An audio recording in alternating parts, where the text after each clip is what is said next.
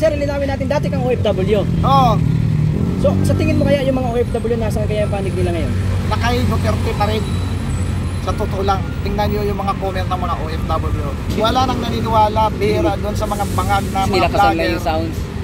Bangag na vlogger na kahit alam naman nila ang katotohanan, sasagutin ka na lang ngayon, pera-pera lang sa kanila daw. Oo nga, no? Nakakahiya. Kung saan mabuhay ang pamilya wala silang integridad, wala silang sense of patriotism. Wala silang pagmamahal sa sarili nilang bayan. Yan ang totoo. Yan nga, sabi nga ni Juan, pag narinig ko nga yung mga sinasabi ni PRRD sa mga public speaking niya sa abroad na tungkol sa Pilipinas, napapaluha ako.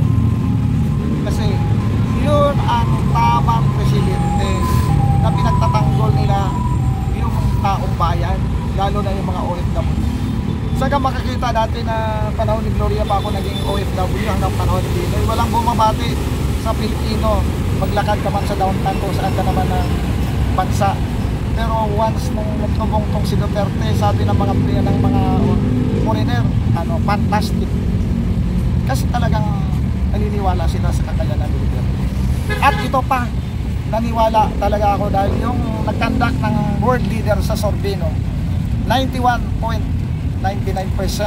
ang pabor sila kay Duterte, ang mga sa buong mundo, no. Tinalo niya pa si Xi Jinping, tinalo niya si Trump, tinalo niya si Putin. True. Si Bongbong. Si Bongbong, naniwala nga siya, na bilib sa kay Duterte. Ngayon, anong ginagawa niya? May mga video yan ngayon. Anong sa Asian Summit, si Digong nasa likod nila si Jinping, nasa likod ni Trump, nasa likod ni Putin. Ngayon sa kabilang dulo. Sa tingin mo, ito pa. Sino bang leader ng Pilipinas presidente pumunta si Trump mismo? Correct. Wala pang presidente ng Pilipinas doon dumalaw si Trump na pinakanta si Duterte. Ganon si Jinping. Dumalaw sa Malacanang mismo. Bakit? Sabihin ng mga kababayan natin, mga ugang, China daw. Pero makiniwala ka, saan nila nagsashopping ngayon? Hindi ba sa Isim Mall? Sa Isim Mall Lovisa, sa Robinson? Ayan ay mga Filipino-Chinese yan. Huwag kayo mag-shopping dyan dahil kayo ay ayaw sa China. Mga kababayan natin. Tingnan nyo, ultimo yung mga panty bra nyo, chinilas at mga eyebrow nyo, saan nyo ginagawa yan? Sa China. Kasi ang China, mayroon silang makinarya na kaya nila mag-produce ng quality. Yes. Assurance. Tingnan mo, natalo na ang US ngayon sa trade war. Sir, pero bakit nila pinadala nila si Digong sa dahi ng administrasyon ngayon? Siyempre, baka hindi matapos termino nila pagka si Digong ay nasa Pilipinas. Talaga hindi nila papigilan ng taong bayan na pinakulong nila si Digong sa solsol ng CIA, sa solsol ng galit ni Buton at kontra sa kalooban ni Marcos dahil unang-una utang na loob, papalibing sa palay na. Pero abangan natin, di ba sabi nga ni Marcos ngayon, ang gobyerno ngayon ay hindi Marcos kundi Araneta Romantis, mga elitista. yan is ID, kapatid niya yan. Bakit niya sabihin yan? Totoo. Naging sunod-sunuran si Juan. Isa pa, kung hindi kay Duterte, kulong na yan si Imelda. Correct. Ayan si Imelda. Dahil hatulan na nasanliligan bayan at ng Port of Appeal. Pero hindi sinabihan lang sila ni Digong matanda na daw kasi kaya hindi niya pinayagan. Hindi niya pinayagan kasi ang the last say ang presidente pa rin. Pwede niya gawaran ng executive clemency yan pagka tinuloy. Dahil sa utang na loob din at saka kabaitan ni Aimee. Tingnan mo si Gloria, di ba? Nakakulong yan nung bago siya kuwan sa Binuna. Ginawa rin yung executive clemency kagaya ni Robin Padilla. Makapangyarihan ka. Sabi niya ni Digong, sabi ng mga nagrarally, bakit mo pinayagan ilibing si Marcos sa libingan ng bayani? Sabi ni Duterte, bakit niyo ako binoto kung ayaw niyo ilibing si Marcos sa libingan ng bayani? doon sa kwan ni PRRD. Kung ayaw niyo ilibing si Marcos sa libingan ng bayani, dapat hindi niya ako binuto. Oo. Sabi niya kay Kiko Pangilinan, kasi sabi ni Kiko, kaya niya eh. Sabi ni BBM, hindi niya daw papadala si Digong sa dahig eh. Yan nga, kaplastikan. Sino ba nagpadala doon? Hindi ba si Butod? At saka si Romualdez? Si Tatay Digong, pinalabas daw niya yung mga magnanakaw. Gloria Arroyo, Estrada. Ano masasabi mo doon? May katibayan ba sila? Hindi pa naman na-convict sila na Supreme Court Correct. Tama. Si Robin Padilla, talaga pinagsilbihan niya yan. Sino bang pinalabas ni Marcos ngayon? De Lima. Ang mga adik. Erwin. Si Erwin. Dilima. Si Dilima na adik. Isa ba? Mayroon pa isang mayaman daw yan na taga-Ayala Alabang na nakakulong sa PDEA pero pinalabas nila dahil kasama na nila sa anak ni Rimulya, nahulihan ng high grade na marijuana. Adik niya yan. Sino pa? Marami pang iba na mga magnanakaw din sa gobyerno na binigyan ni Marcos ng executive agency. Ayan ang katotohanan. Hindi lang nila pinapublish. Yan nga sabi ni Rimulya, ay narinig nyo ba yung rason ni Juan? Ni Ombudsman Martires? Bakit ko ipapalabas sa publication? Bakit ko ibawagan? Kung naraman na ito si Angeles, ibinita niya yung decision ko. Magkakaindultuhan.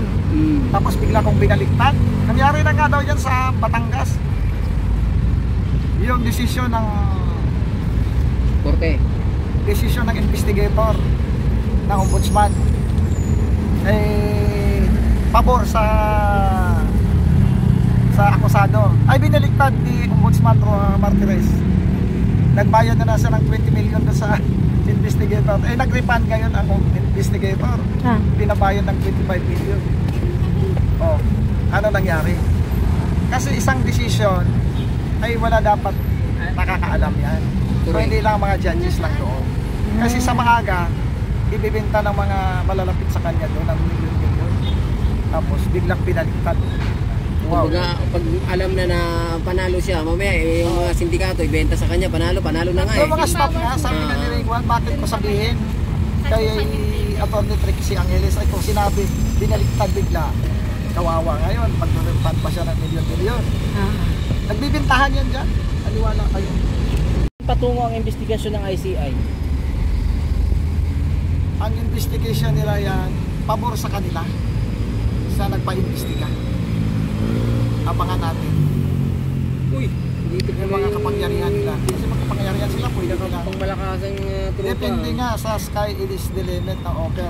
Kagaya yan ang sinasabi ngayon, kinakanta ni Trillanes na ilang bisis na daw nagsogo si Juan. Si Bongo daw ng emisary na wag lang daw i-demanda.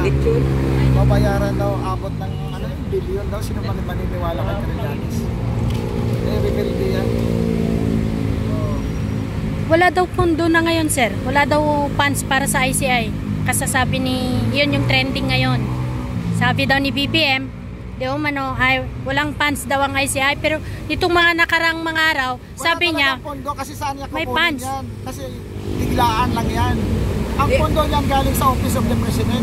Ang ano kasi dyan, may commission ata kung yung legalidad ng ICI. Pinipwesto na ngayon, may mga lawyers na nag-aayon ng petition sa Supreme Court. Pinipwesto yung legality. Ngayon pinapa-explain si BBM. Dahil nandiyan yung ombudsman, pwede mong mag-create ka ng special body sa ombudsman, magdagdag ka ng tao. Ang Supreme Court lang ang may kapangyarihan gumawa ng special body. Bangag kasi si Juan yung kanyang executive secretary, dating Supreme Court Justice, si Bersamin, bilang advisor, parang hindi nila alam ang gagawin. Hindi nila wala sa konstitusyon ng ICI. Tandaan nyo. At wala din silang EP na mag-contempt nga. Wala din silang puro recommendatory. Kaya sa Sandigan Bayan, mayroon ng nire-ready ang Sandigan Bayan na special body for flood control. Kasi doon babagsak talaga yan, babagsak. Yung ombudsman na yan, wala naman silang kapangyarihan according to former Senator Franklin Drilon under our Constitution. puro lang sila, wala silang power for prosecutory. Wala silang jurisdiction sa congressman at saka sa Senado. Sila puro recommendatory lamang yan. Ayan, ayon sa 1987 Constitution. Ay tereri doon, Yes, sir. pagbago ka na, tereri doon. Dahil kilala kang corrupt din. Ayun. At mana ka talaga kay Salvi Cook na isang corrupt din. Ayun. Mensahe ko doon kay Ligarta, good luck ka sa iyo na sinasabi mo. Bilang kami mga mamamayan ay hindi namin mapabayaan itong naman. Ito lang magmula pa sa Marcos Senior, kay Cory Aquino, kay Fidel Ramos, kay Estrada, kay Arroyo, kay Aquino only kay Tatay Digong. Ganito ang itsura sa Manila Bay na makakanta. Ayan. At huwag kang mag-attempt na patataniman ito ng bakawan. Dahil pag lumaki ang bakawan, isasabit ka sa bakawan. Ano mangyayari din? Ano yung pagbakawan na ilagay dyan? Di ba wala yung view na yan? Wala. Kasi matatabunan yan eh. Kasi utak Tapos ang nanan dyan ha? utak ni Ano nang babasag yan? yung mga buhaya. Nakatulad nila. Napapabalita noon na natanggal si Ridon nang dahil sa junket. So, may something personal kaya sir yung ginagawang investigasyon ngayon? O bakit Sa Dolomite. sisilipin mo lahat naman mga project, may mga under the table yan, pero minimal lang. Tandaan nyo yung corruption daw sa panahon ni Duterte. Mga kababayan, ang corruption magmula pa sa panahon ng Jesucristo may corruption. Magbasa kasi kayo ng Biblia. History. Basta kayo ng history at saka Bible. Kaya nga nagpakamatay si Judas eh. May Kasi corruption na. corruption yun eh. Oo. Mas pinili niya yung pera at saka kay Kristo eh. Oo. Corruption na yun.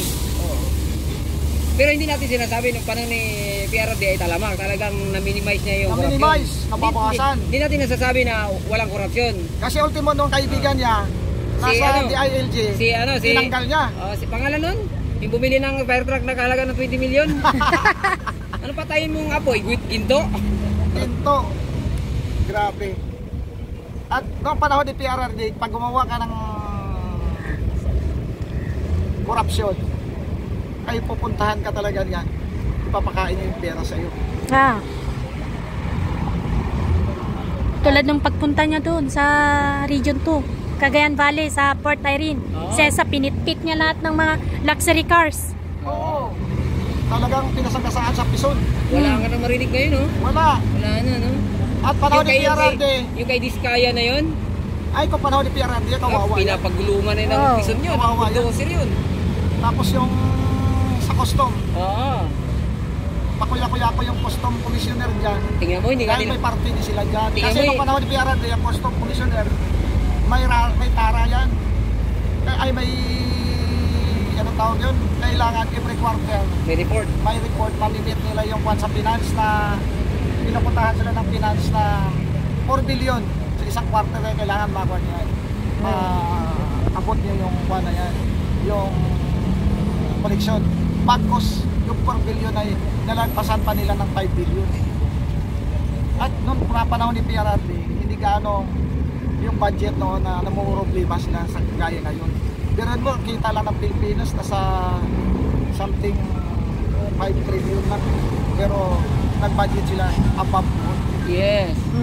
Grabe. May deficit pa ng 1.7 trillion.